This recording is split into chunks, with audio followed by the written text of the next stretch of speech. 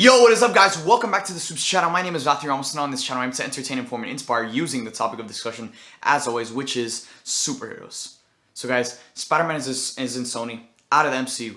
The next Spider-Man movie that we see is going to be separate from the MCU and in his own Sony universe. And a lot of you are asking, at the end of Spider-Man Far From Home, when Spider-Man's secret identity is revealed to the world, how are they going to continue on the same story of Tom Holland's Spider-Man after that crazy Spider-Man Far From Home post-credit scene that took place within the Marvel Cinematic Universe? Well, in today's video, I'm going to give you guys a whole movie outline that takes place within Spider-Man's Sony universe that will fix everything. And it's a good way to have Spider-Man start off in his own Sony universe after exiting the MCU. But right before I do that, guys, make sure to stay to the end of the video for giveaway details, as I'm giving away 2 of these Captain America Hot Toys collectibles. So the following description comes from Jaron Eichner over from Reddit, and he wrote, "If I were writing the next Spider-Man movie, I would actually make it in the style of The Fugitive.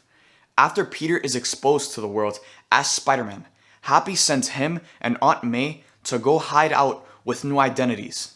They change their last names to Riley, and Peter takes his uncle's name, Ben.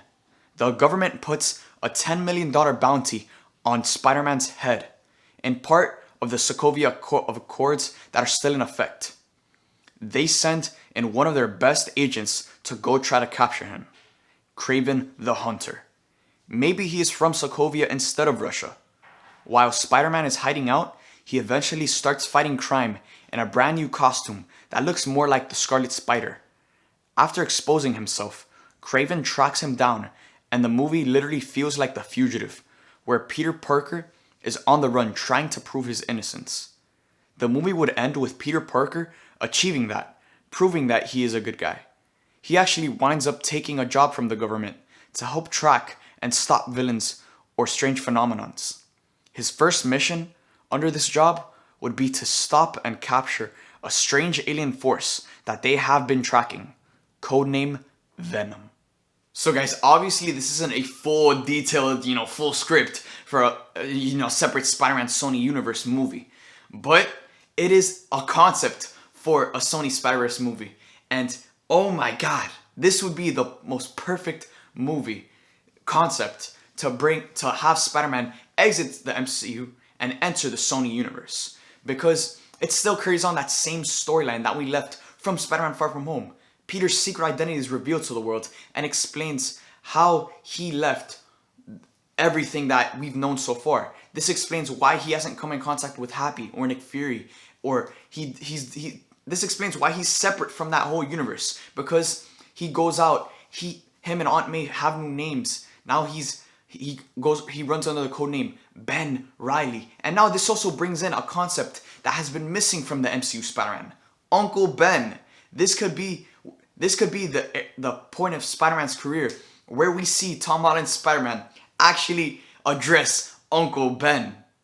I would imagine that now, after taking Uncle Ben's first name and putting it as Ben Riley, who is a huge nod to the Scarlet Spider over from the Spider-Man comics, we're gonna see Peter show some emotion towards the character of Uncle Ben, which seems to be non-existent within the Marvel Cinematic Universe, and who is such a core element to the character of Spider-Man. So this is a good way to have Spider-Man separate from the MCU and then reintroduce the concept of Uncle Ben and show how close and dear Uncle Ben is to Peter. Because now Peter can't mention Tony Stark. He can't talk about what Tony did for him. So now they have to bring back Uncle Ben in order to establish that emotional connection and establish why Peter is Spider-Man, so he can fight crime and stop things like Uncle Ben's death from ever happening to anyone else. It would also make sense with the Sokovia Accords and the government to pursue Spider-Man after everyone thinks that he is responsible for the events in Spider-Man Far From Home. And now it makes even more sense for them to hire the Kraven the Hunter, who could have ties to the events of Sokovia in Avengers Age of Ultron, which, again, they can't mention, but if they say he's from Sokovia, then we're gonna know. We're gonna know. If they say Kraven the Hunter is from Sokovia, we're gonna know what he has been through and why he is motivated to do what he has been doing for the government. So now for Kraven the Hunter to chase after Spider-Man, Craven, aka Craven's Last Hunt. This is something we've never seen on the live action big screen before, and it's something that we all want to see. We all want to see a live action version of Craven the Hunter versus Spider-Man, and this movie could possibly give us that with this concept that we're seeing from Jacob Eichner over from Reddit.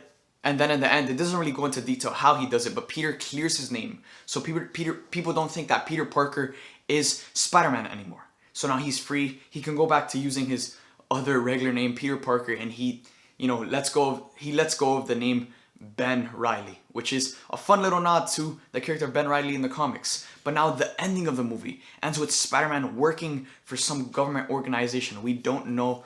We're not going into detail into that. But his first mission is to go after an alien force known as Venom.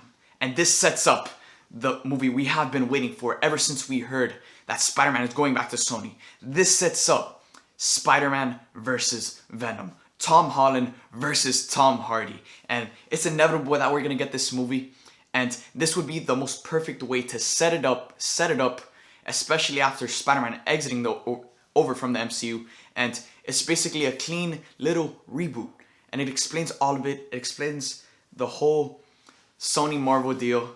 And now we can finally move on with this Spider-Man Sony universe that is excluded from the MCU. With the next movie after this movie being Spider-Man versus Venom.